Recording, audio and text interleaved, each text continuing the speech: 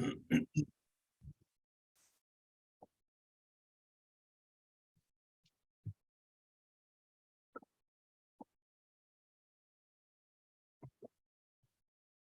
we're good. Awesome. Gents, good evening. Welcome to Sunday Charge Up for December 4th, 2022. Once again, Al, unfortunately unable to join us tonight. He's had a big weekend. He's overdone it with his voice, which isn't great for him, but what it means is we get the privilege of having Dave join us again. Many of you, I'm sure, will be very excited about that. So look, best wishes, obviously, for you, Al, and hoping for a speedy recovery. And in the meantime, let's tune in, listen to the wonderful speaker, Mr. David Lee. Thanks, mate. Thank you, Zach, and good evening, gentlemen. David Lee, for those of you who don't know me, I'm the founder and CEO of Leeway Mind and Body Mastery. Pretty much means that as a business, we look after the mind and the body, as the name suggests, but it's around the idea that everyone knows a healthy body is a healthy mind. You need a healthy mind in order to make the decision to have a healthy body. The mind, again, is different from the brain, if you like, as is the heart different from the body. But if you think of the foods and the activities that you do to feed your brain and have a healthy heart, there's something you need to be doing over and over and over again. One of the things that I came to terms with recently was I had a back operation, and it's really limited the movement that I can do and the activity that I can have. And I had no idea how much I relied upon exercise as a bit of a panacea for clear thinking and how I lived my life. I was probably consuming around 4,000 calories a day when I was training heavily and hard prior to my back injury. Again, I didn't injure myself through misadventure or exercise, because I've been very, very careful, given that the topic of tonight's the conversation of tonight's talk is around legacy and destiny. I want to get there at the end in pretty good stead. The idea is to die very young at a very old age, and so I think a lot of people wouldn't be so concerned about getting old if they knew they could be old or live an old to a long time in a very healthy way. So yes, the back was hurt. I sold a fridge, and the fellow carrying the light end dropped his side, and it popped the back. And then another thing happened, and then cortisone injections fused my nerves to my spine. So I've had to be very, very careful, and I haven't been able to lift more than 5 kilograms. And I'd been limited on exercise. So I cut back my calorie intake to around 1,100, a quarter of what I was consuming, and everything was tickety-boo. But what I didn't realize, or what pretty much dawned on me after about the first week, was how much I needed exercise. And even today I thought, well, it's one thing to cut back my calorie intake by 3/4 or by 75% of what I was consuming, but it's also about being heart and mind healthy. And so I thought, oh yeah, I'm just sitting around. I'm not, I'm doing my 10 squats every hour and that sort of thing. But even going for a walk today did such a great thing for my mental state. And as I say, a walk doesn't seem a lot for anybody, but the stimuli that I got from the surroundings and the beach, and, as I walk back home and the music's pumping from the clubs, and I'm thinking, there, but for the grace of God, go I, as the saying goes, and have had that sort of time. But the benefits that I got from clearing my mind in that regard was fantastic. And then another thing which happened to me today, I was moving stuff around, and there was 2 5-kilogram dumbbells on the floor. And I thought, oh, well, I'll move them, and I can only move them one at a time. And as I picked up the 5-kilo dumbbell, I thought, hang on, maybe I could actually just lift this for 100 times and then 100 times there, because I'm really losing, my shirts are swimming on me and things like that, I guess from the calorie restriction as well. But as I started doing this, I thought, this has become quite heavy. And it really is a reminder that you use it or you lose it. And in what would be 3 weeks ago, I had the operation. 4 weeks before that, I haven't been really able to exercise. In about 7 weeks, I've lost an enormous amount of strength and energy. So it happens that quickly. Now, the reason I say or raise time as an issue is that the talk of tonight is to have a memorable life through the meaning that you have. Now, my saying I like to say is you create the meaning. Life's about meaning and memories. You create the meaning through the memories and the memories through the meaning. Now, I did a talk in Melbourne last week, and I've been working with BMW for years now. And one of the general manager sat me down. We had a coffee. And when I say sat me down, she joined me for a coffee. I wasn't in trouble. And she said to me, some of the things you say come so quickly, and then you go on to the next point. You need to really pause. And I said, well, Leanne, I don't plan to say them. They pop in from wherever they pop in. And I find that they're relevant for the situation. And that's why I've written a book, because you can sit there and read and pause if you really care to. To be honest, I was making an excuse because in most of my earlier life, I was always in trouble.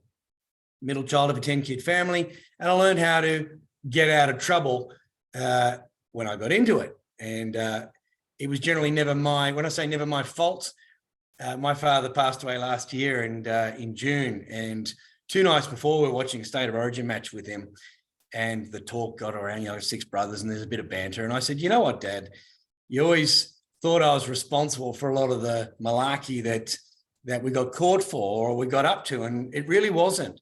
He said, oh, yeah. And I said, no, honestly, I'm not saying I wasn't behind any of the carry on that we might have done, but I planned it so well that we never got caught. Anything we ever got caught for was something I hadn't planned. It's one of the other brothers.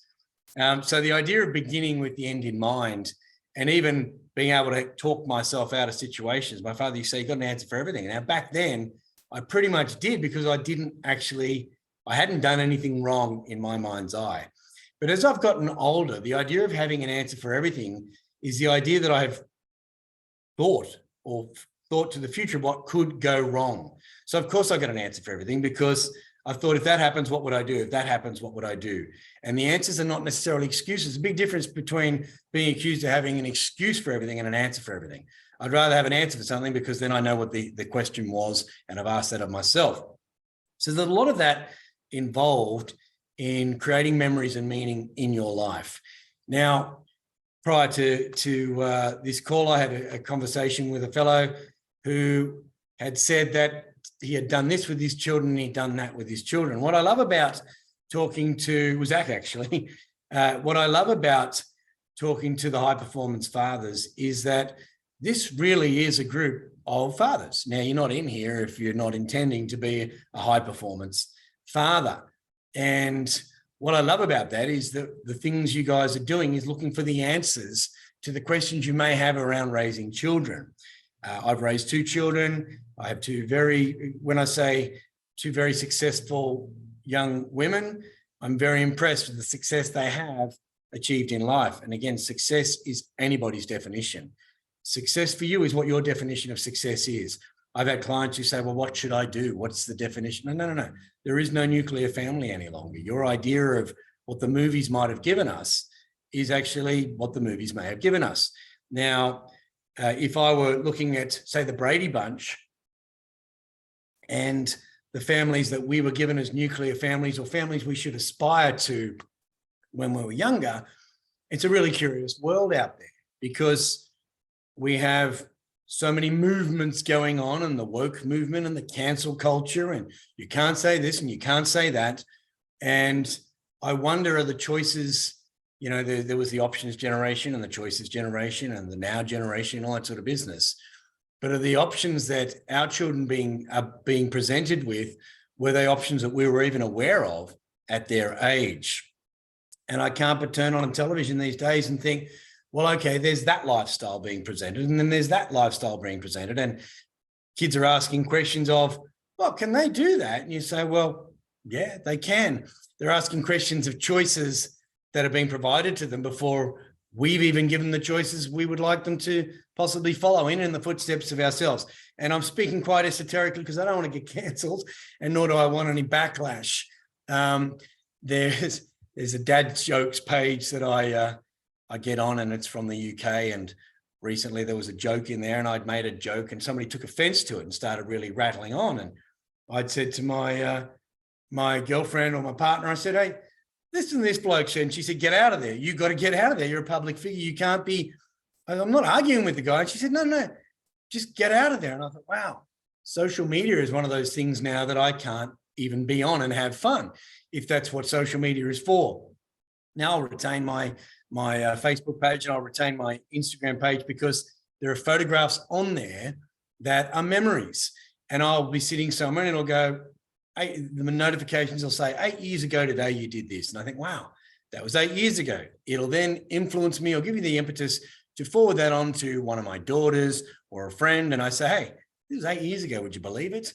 And even today, I rang my mother for an anniversary of ours within the family that was 42 years old. And my mother lost my brother 42 years ago, my youngest. He was the first to go, so to speak. And I rang her and I said, Mum, you know, it's 42 years today. And I remember when that happened, I was in 6th grade, 1980, and the emotion with which you had and what you went through, I had to kind of sit here. My mother is very, very religious and goes to church every single day. And she prays, you know, every single day. And at that time, I would go, it was around Christmas holidays. It was, well, of course, December the 4th, 1980. And she would put me on the outside of the church pew. And I was there to keep the people away because she didn't want to be asked, is she okay? Because she was so not okay. And interestingly, I tell men, it's, are you okay day should be, are you okay every day? And it shouldn't be, the question we ask shouldn't be, are you okay? It should be, how are you going? So there's a conversation going there. The question, are you okay, is a closed question. It's a yes or no answer. I think one of the best ways to ask a question is an open-ended question, whereby there isn't just a one-word answer. But my point about that with my mother, I said, Mum, it seems to come around a lot more quickly that I ring you every year and say, I'm sorry to, you know, to remind you. And obviously, what did you do today? And how did you honor our brother Matthew? And what did you do? And, you know, and I'll talk about it. And there's always emotion 42 years later. There is, whether you realize this or not, there is evidence of scientific evidence of our wives or partners or the mothers of our children. And there are the cells that are in the brain of the mother are the same. There are cells that are in the cells that are in the son or the daughter that are also in the cells of the brain of the mother. And there is this connection that mothers have, which is a deeper connection than men will have because of that thing called intuition, but that's a whole nother conversation. But again, mums kind of have, or mothers or wives have a head start over us, which means when you're playing a game of golf, for example, any of you blokes who play golf, if you're a good hitter, then you're on a handicap. And you might be on a handicap of, say, 20, which means as the bloke next to you's on a scratch handicap, you got 20 strokes ahead of him. He's got to get 20 better shots, pick you up before he gets to where your level is. Now, women we have a handicap that we don't have that. We didn't carry our children for the 10 months. We don't have that nurturing opportunity that our partners had on us with the child growing from within inside them. And so that's where we've got to not just go, oh, well, you know, we've got to work a little bit harder, practice our chip shots, that sort of thing. But we've got to work harder with the relationship with our children to get up there on the level of our partners, so to speak.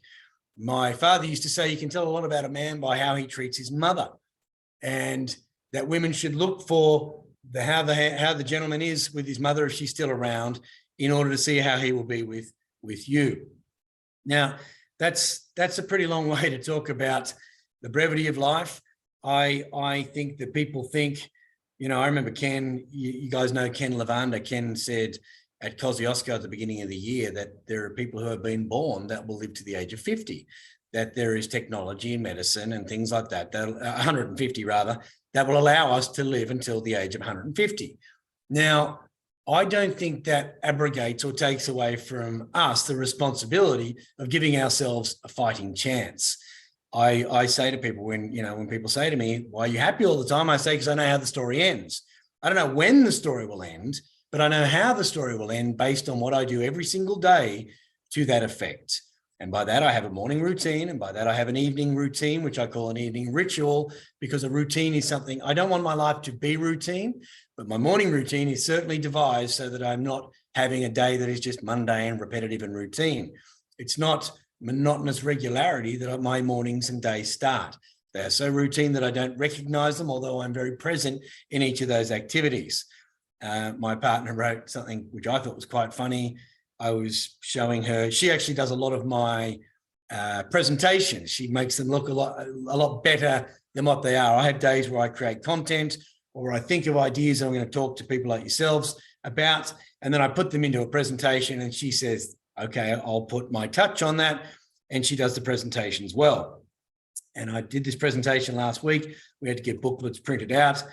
And she said, can I add some things to your morning routine? And I said, well, no, you can't, because that's how my morning goes. So what do you mean? She said, well, when you say you juice one whole lemon and put it in there with Himalayan rock salt, can you add that you put those lemons in the bin and you put the rock salt back in the cupboard?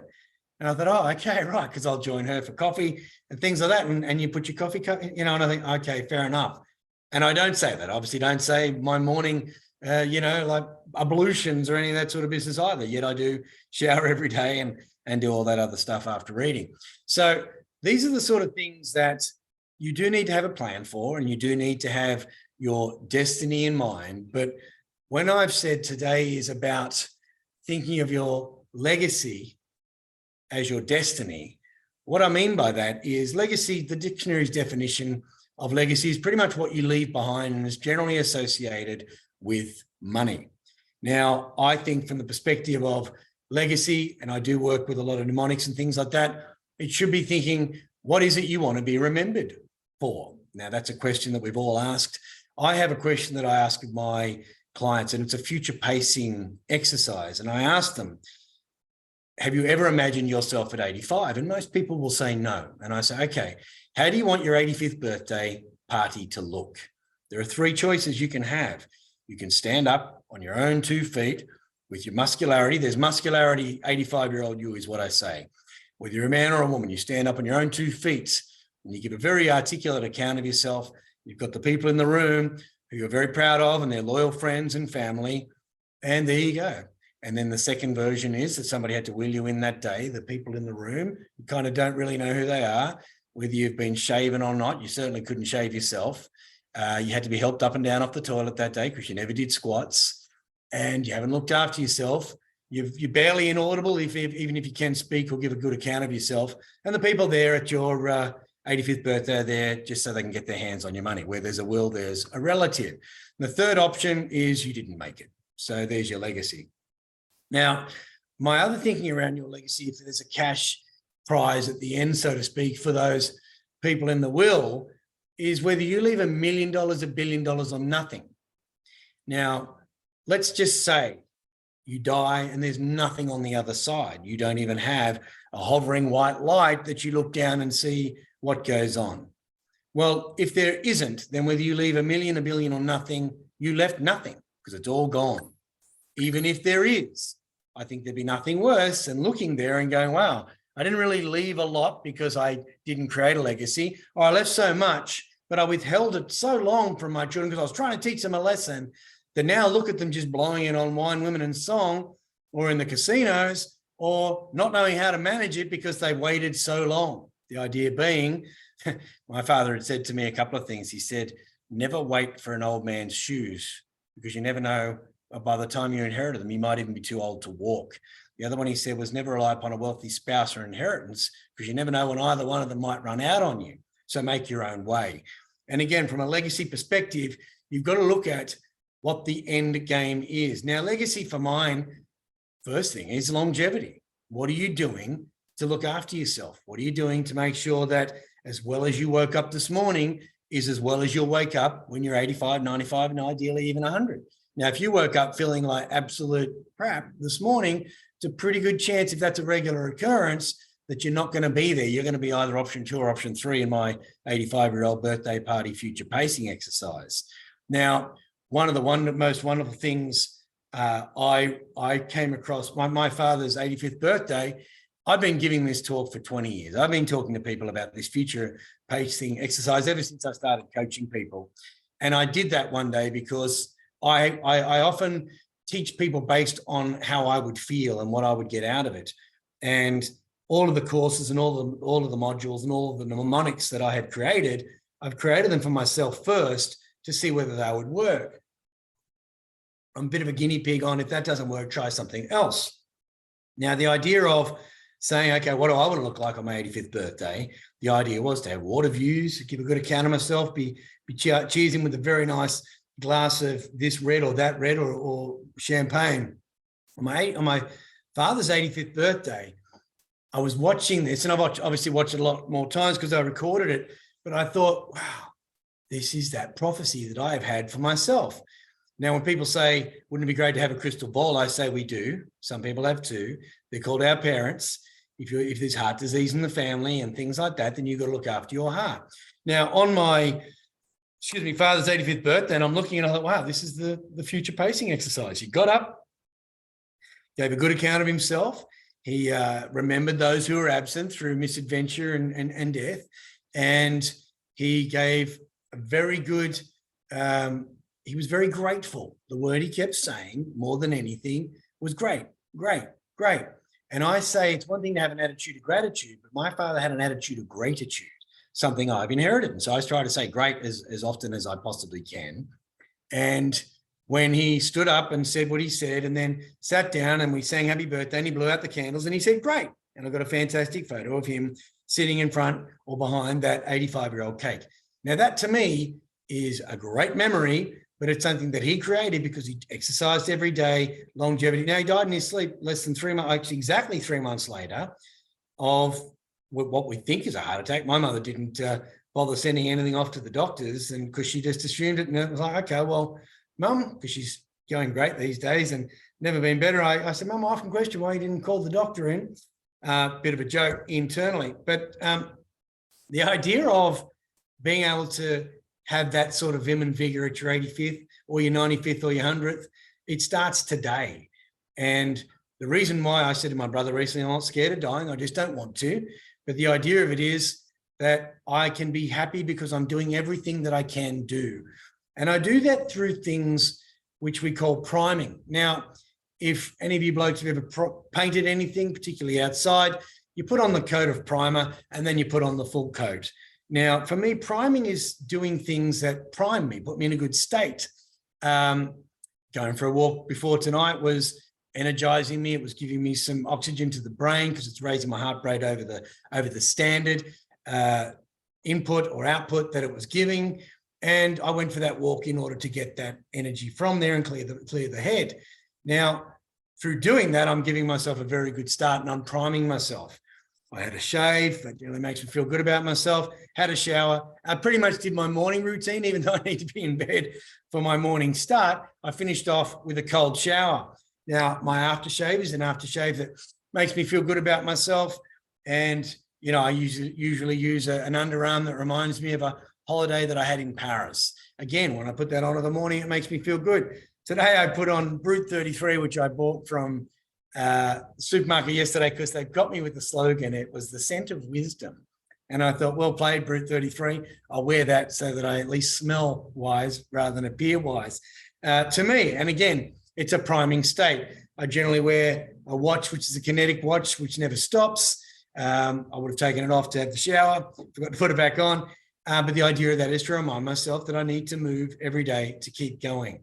There are so many things. My alarm reminds me of something. It primes me for the day. And these are things that have to be done every single day. Now, you have to do them with enthusiasm and energy. You know, anything that if you really believe something's going to happen, it doesn't necessarily mean it's going to happen. If you really believe something's not going to happen, then you really do increase the chances of it being likely to ever happen. So just because you believe something, like, you know, Napoleon Hill said, whatever the mind can conceive and believe it can achieve, but it doesn't necessarily mean you will achieve it unless you absolutely go after it. So similarly, believing something will happen won't make it happen unless, of course, you do it with enthusiasm and energy. Now, the other thing about legacy for mine is being a generous person. There are a lot of selfish people out there. There are a lot of people who are in it for themselves. They're self-centered and they're selfish. Even the idea of, you know, being a little bit down on yourself too much and feeling a bit sorry for yourself. There's a bit of selfishness in that. By that, I mean, if you're bringing other people with you, I don't, you know, a lot of things happen to us which are inevitable. It's inevitable. None of us are going to get out of this show alive. And it's inevitable that we're going to meet other people or people within our life are going to get out of this show before we do, which is going to affect us. I'm lucky enough to have a cleaner, and she charges me $35 an hour, which is pretty good. Now, when I think of how I spend my leisure time, I value my leisure time at time and a half. Now, even at the basic minimum wage in Australia, which is about $25 an hour, time and a half puts that at, about $40, which is about what I'm paying my cleaner for. Now, if I was sitting here lifting my legs as she went by me with the vacuum cleaner, that's not fair and that's not the best thing. I've got time, I should do that myself. But it's what I do with my leisure time. A lot of my women clients and female clients tell me they spend hours of a weekend cleaning their home. When I tell them the time and a half story, they then either tell me what they've done with their money or they say, I hired a cleaner. Now, my cleaner had lost both of her parents in the course of a year and just was dragging her feet around here and was just so glum. And I was getting out of the place because I didn't like seeing her around here. She was bringing me down. I was leaving extra money. And she was doing a really terrible job. Now, I've never sacked anybody that I've hired, even in the workplace, because I've worked with them. I've inherited a lot of people I've had to let go because they were the wrong person for the right role. And so no one likes doing that, but I certainly didn't want to have to let this woman go. And I thought, right, I'm going to give it a last crack. And I said, you've come out here to get a better life for yourself, Colombian lady, and you're a lawyer back in your own home. Why did you come here? And she said, I wanted to learn English. And I said, what are you listening to in your headphones? She was listening to Colombian music. And I said, how do you spend your leisure time? And she said, I haven't for a while. I said, okay, when you did, she went to Latino dances. So she's mixing with Colombian people. And basically why she came here, she's not doing what she said. I said, but since your parents died, you've been in a real rut. You've been down in the dumps and glum. Do you believe that your parents, and I asked her what they did, and she told me, did they work as hard as they did so that when they left this life, you would be so sad for their demise that you would stop? Because that's actually not respecting their legacy. Whatever money they lent you, whatever, and time is money. I say, the greatest commodity I have is time. If you steal my money, I can get it back. If you waste my time, I'll never get that back. And so the idea of her not spending the time that her parents invested in her as wisely as she could by being positive, enthusiastic, and generous of spirit, she's wasting the parents' legacy and she's not honoring their legacy. Never done a better job in her life after I left that day. And I was very happy to send her the message saying, wow, I'm so grateful for what you did. You've done a phenomenal job. And ever since then, she's been brilliant. Now, for me, another thing about your legacy and things you should be looking at is altruism. Altruism and generosity are not the same thing. You can be generous to a fault, but altruism is the true sense of the word altruism is when an animal, kind of like quokkas apparently, throw their kids in front of an animal that's trying to kill them. That's not altruism at all. Altruism is actually putting yourself last.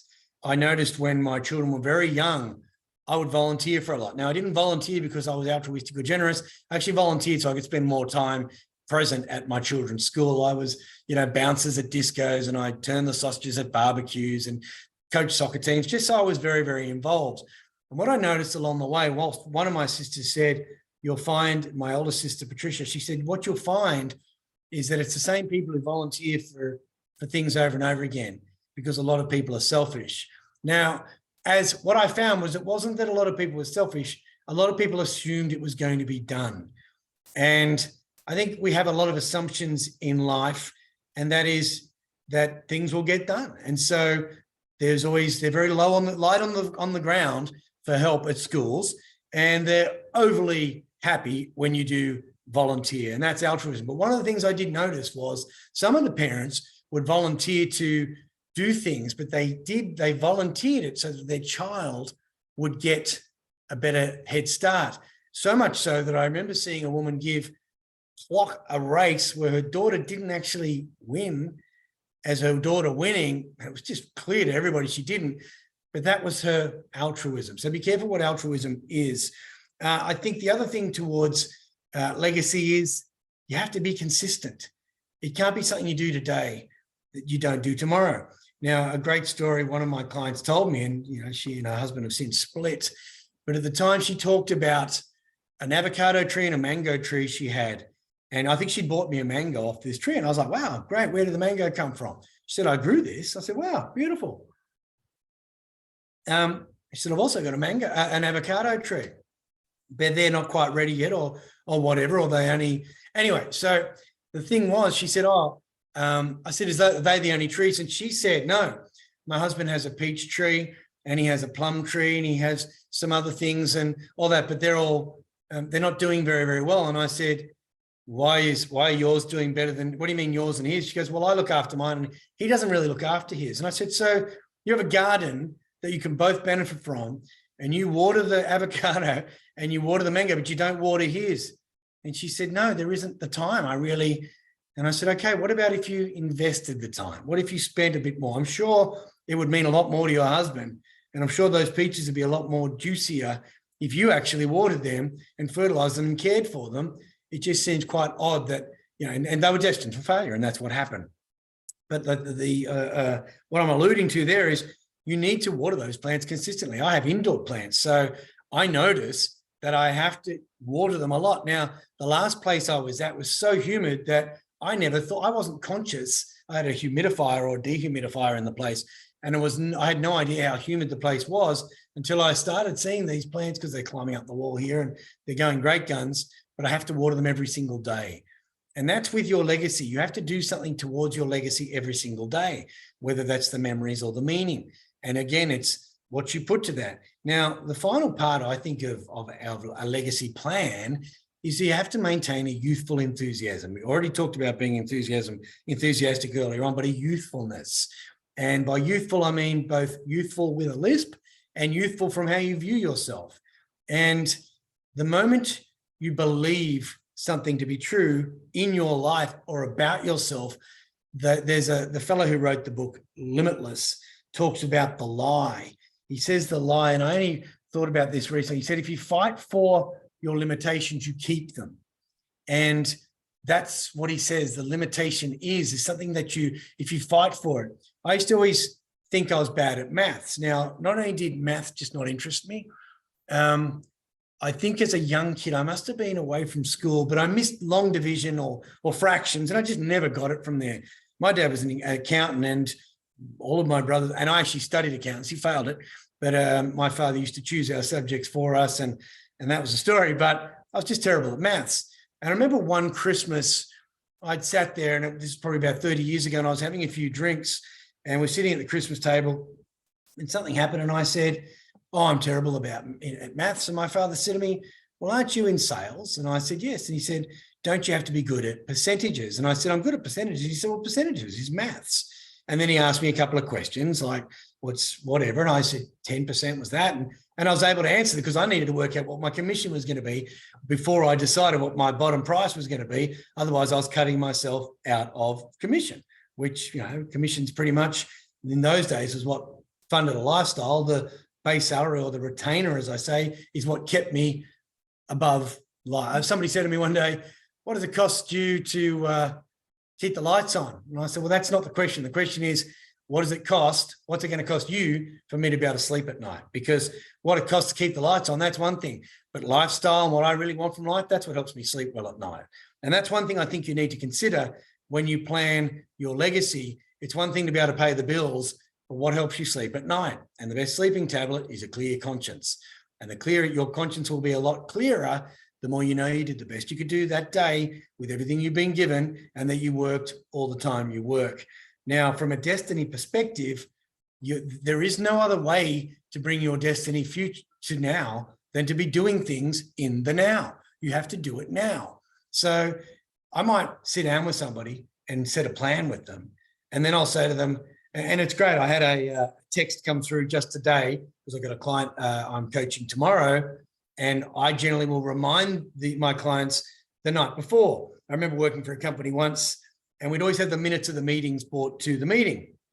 And I said to the lady who was PA to the general manager, and I said, might we get the meeting, say an hour or maybe even the day before, the minutes to the meeting the day before? And she said, why? And that was the sort of woman she was. And I said, well, it just seems we have a lot of things that keep carried over. And I think, maybe just give them to us an hour before. And she said, well, then everyone would just cram and do it in the hour before. And I said, but it'd still get done. What's your name? I was going to say her name. But it still would get done. And so for me, when I say to somebody, okay, what's your homework? Now, I do listen to my clients and I do, really take on board. My partner said to me, how do you not get sad or affected by some of the things your clients tell you? And I said, well, I don't, because it's not serving them if I do that. But I also know how their story will end because they do their homework. And once we unpack what all the carry-on or BS is, then we get into what they can do about it. As I say, when I say, okay, oh, yeah, I was like, okay. Who's responsible? Well, no. Who is responsible? Well, I am. What are you going to do about it? Well, what are you going to do about it? Write it down. That's your homework. The next session, 24 hours before, if they're recalcitrant, I don't have to do it with everybody because some of my clients just fly. They get it done from the outset. And that's why they're hard, because they want to make change and they want to do it now. But when I send the text saying, hey, looking forward to tomorrow, have you done your homework? I don't remember what the homework is. When we get to the session, I say, hey, how'd you go? Did you do your homework? Yes, I did. What did you do? And then they tell me, oh, that's right. They had to apologize to their wife, or they had to say sorry to that person, or they had to get in there and, be a bit more enthusiastic and catch themselves every time they felt a bit down and realize they didn't want to be Debbie Downer or Donnie Downer and get onto it. And that's what they would do. So it's that doing it now that is the only way to bring the future forward, because none of us are guaranteed a long time on this planet. The idea that I say, I plan for a longer life, just on Thursday, and it was almost fanciful for me. There was a time when I worked in outdoor advertising and I launched the bus shelter company you see the ads on, called AdShell. At the time, it's since been bought out, but this was early. Anyway, I remember we had one child and I had another one due in 3 months, and I left a very, very secure job as sales director of one of the biggest publishing companies in the country. And I took the risk because outdoor media, it was the year 2000, going to pay big money because everyone was coming out for the Olympics.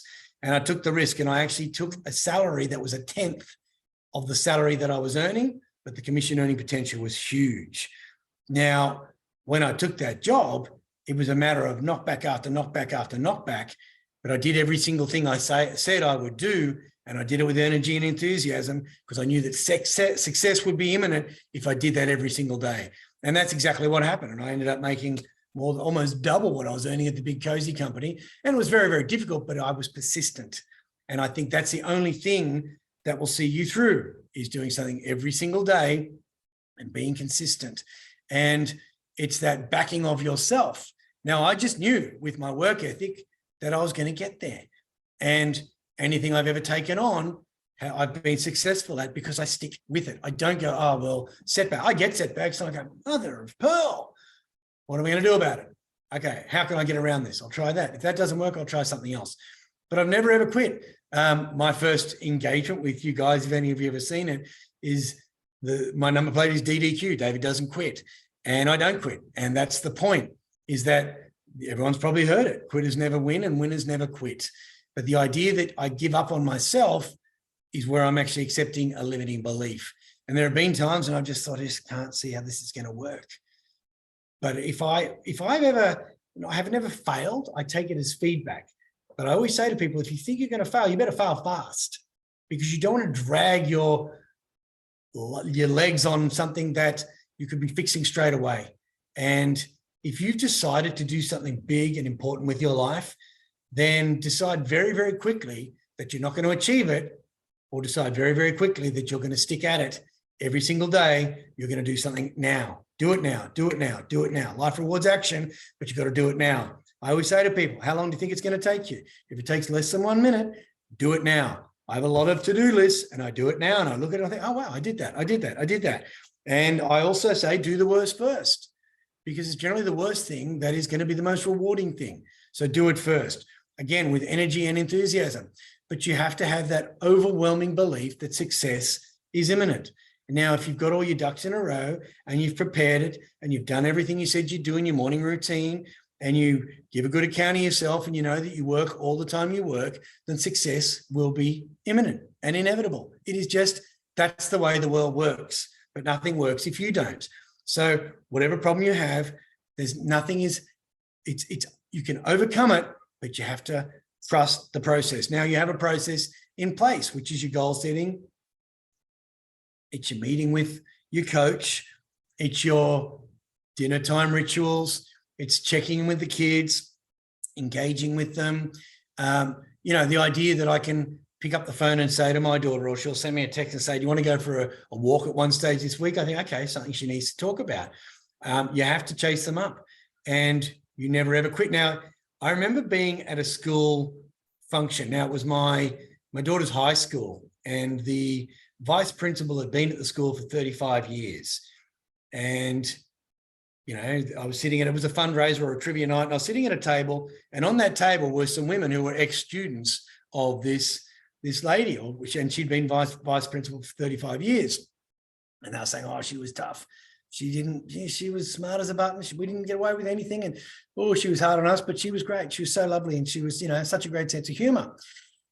Anyway, during the break, I went out the back. I went out into the courtyard, and she's in the corner standing on her own, and she's big pants pulled up to here, and she's dragging on a cigarette, and all that. And I went over to her, and like any successful person or genius or expert in their field, I always ask them a question, and I've never to this day been knocked back by anyone saying they don't answer the question. But I say, hey, there's somebody with a 35-year legacy. You've been watching young women or young adults graduate for over 35 years now as vice principal. What advice would you give to the father of two late teenage girls? My daughter's in year 11 and 12 at this school. What advice would you give to me? And she took a big drag on a cigarette like Clint Eastwood, and she said, never, ever shut the door. And I said, wow, that's really interesting, because my daughters have just both started closing their bedroom door. And she said, no, you idiot. I mean, don't shut the door on them. She said, no matter what your daughters do, or your children for that matter, whatever they do to upset you or disappoint you or to break your heart or any of that sort of thing, the day you shut the door on them and kick them out is the day you deliver them into the hands, at my time, she was talking to me about my daughters, into the hands of the drug dealers and the pimps, and the most miserable existence you would have ever never wished for them when you first held them as that little child. And I think when you think about destiny and legacy, think of the first time you held your child and the hopes and dreams and wishes you had for that child. And I guarantee you, if they're not living up to those hopes and dreams, it'll be somewhere where we didn't put in what we should have put in to make sure those dreams became a reality. So trust the process, or have a process for being a good dad and for being a good partner if you can, or for being a good friend, being a good mate. Ask those questions for looking after number one. You're no good to anybody until you look after yourself. I was on the plane the other day, and they did it again. And I actually do look up, they say, ladies and gentlemen, please pay attention to no matter, whatever. Don't know how many times I've flown, but I do pay attention because I want that person to see that somebody's listening. And, invariably not a lot of people are. And I know the talk off by heart, but I looked at her, and before you fix your mask, before when the oxygen mask drops down, fix yourself before you fix anyone else. And the first time I heard it, daughter either side, little toddlers, we're off to Hayman Island. And I thought, no, of course I'd fix them before I'd fix me. Oh, hang on, no good to anybody. And that doesn't just stop if your children are older. I've got friends, we had dinner the other night, and they asked me questions, and I love it. I'll always answer any question people come to me with for advice. And they have 3 children all over the age of 18 now, still living at home, which they love. So they're not going to kick them out. They're European, the parents.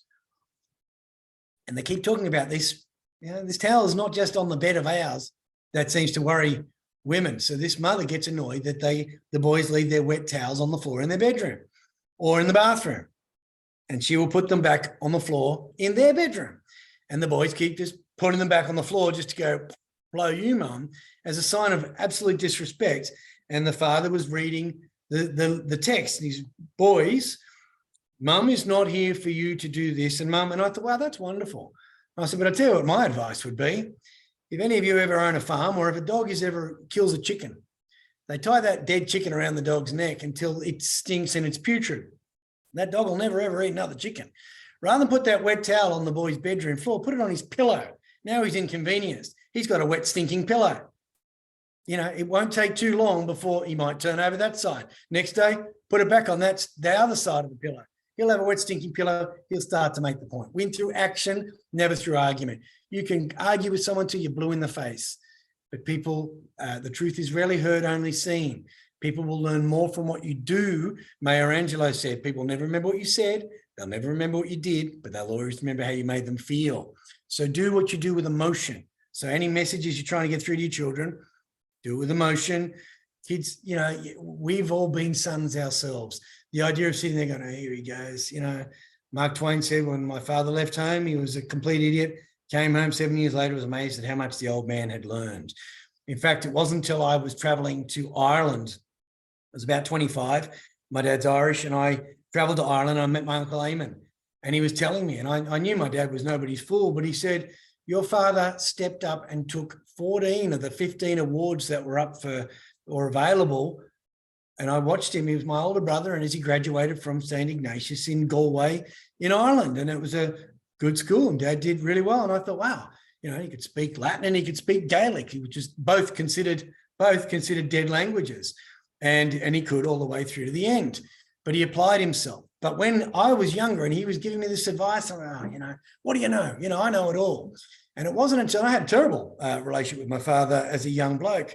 And it wasn't until I got to Ireland and my uncles telling me all these great things about my dad, because he was a very humble and private man. And they say humility is not thinking less of yourself, it's thinking about yourself less. And I think because I'm one of 10 children and he was hard on us, it was because he was thinking of his 10 kids and he was putting himself last. Now, I started writing letters home to my dad, to my mother and my father started writing back. And he was giving me credit where credit was due. My father used to always say, you've got to give credit where credit is due. And he would write back in a letter and say, well, you're a really good storyteller, and I like the way you've done that. And have you been to Trinity College, and have you been and seen the Book of Kells, and maybe even Newgrange in, wherever it was, I can't remember where it is now. And this dialogue between us came back. I then went on to Italy and Spain and other countries and wrote these letters, and he kept those letters. And when I got back, we had a relationship that we never had before. And he continued praising me and said, oh, wow, you're looking great. You're looking after yourself. And wow, that's a really good achievement. Wow. And I was like, I like this. This is good feedback. And I remember writing on my father's 85th, on Facebook on his 85th birthday, to the scariest man of my youth and the fondest man of my adulthood, happy birthday.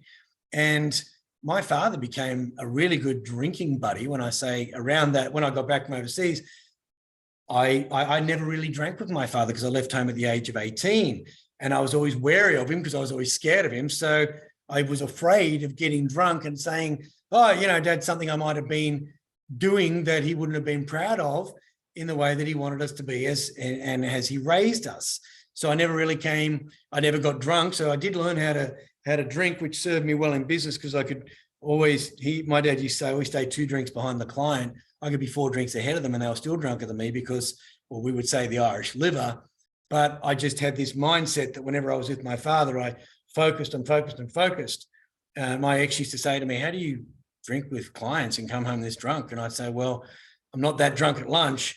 I'll put them in a cab and I'll, oh, yep, great. And then I'd get in the cab and I'd give the cab driver my address. You know where that is? Yep, great. Oh, and then it'd all hit me and then I'd have a drunken, stupid conversation with the cab driver.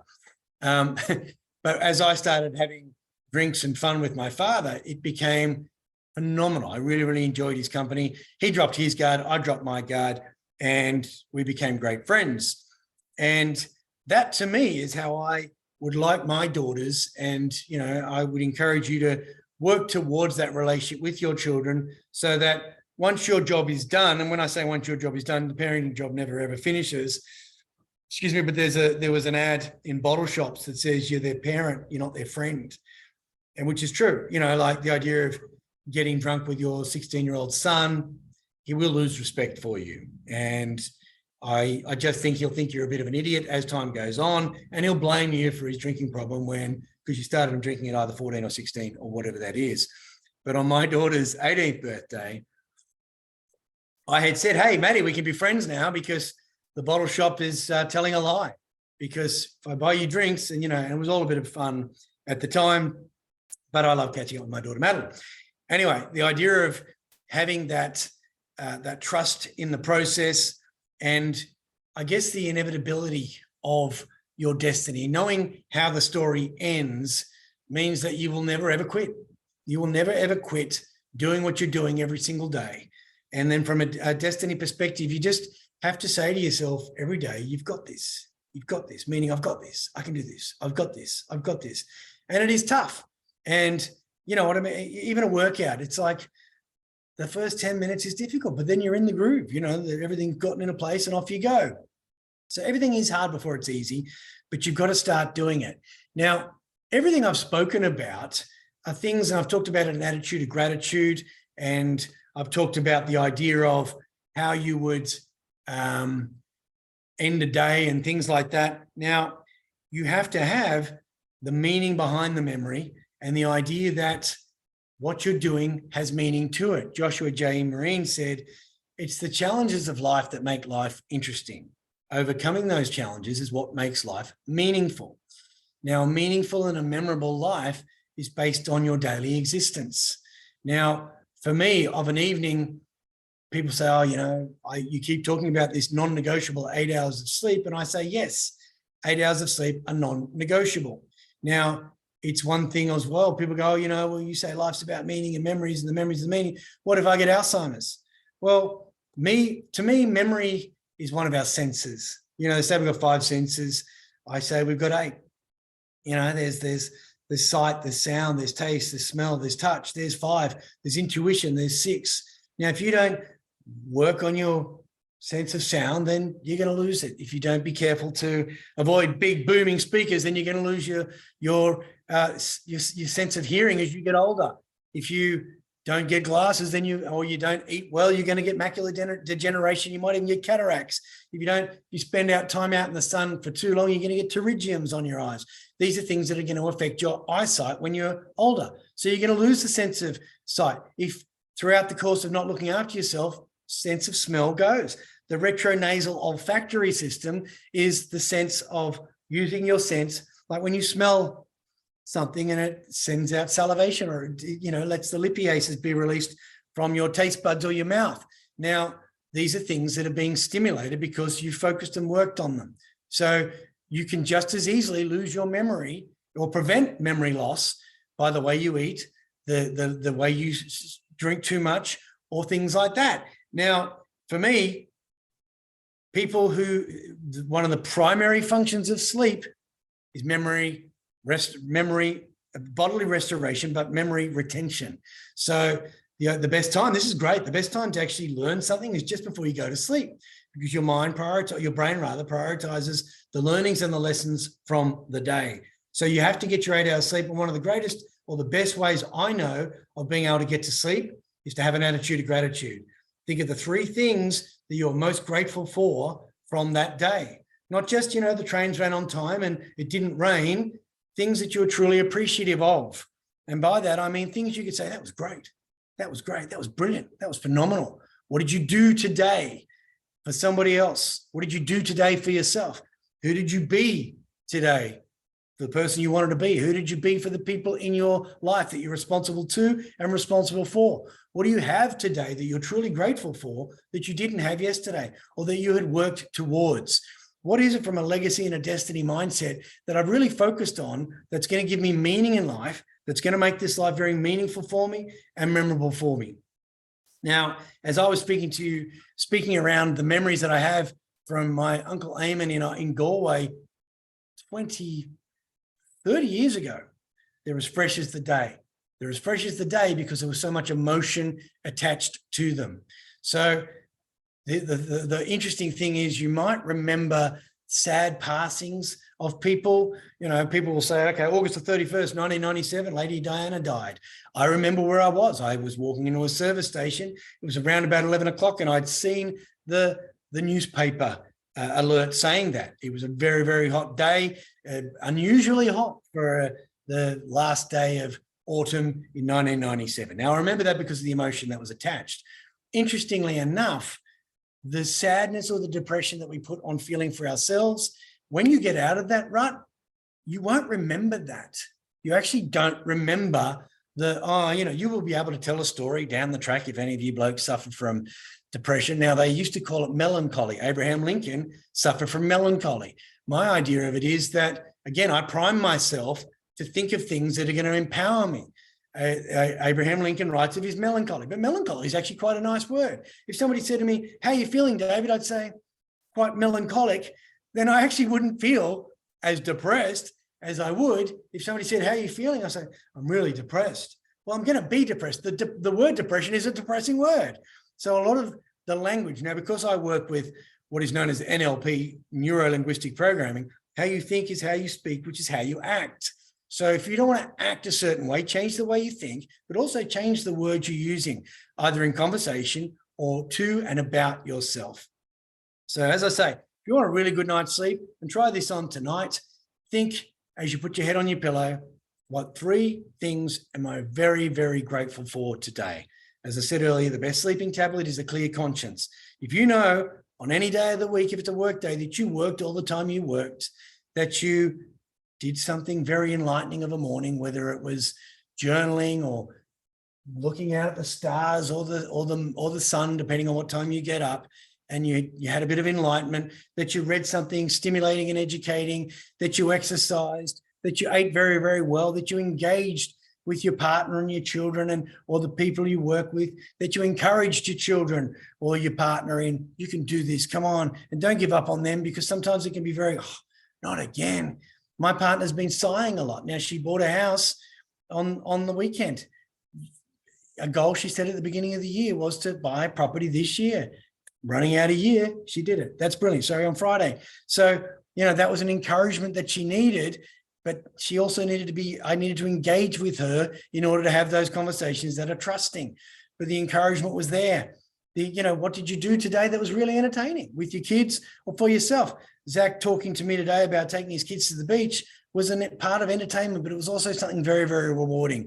Now, finally, how did you embody all of the things you do? What did you do today from a legacy, destiny, memory, and meaning perspective that was harnessing all the skills and ability that you were born with and that you used to the best of your abilities?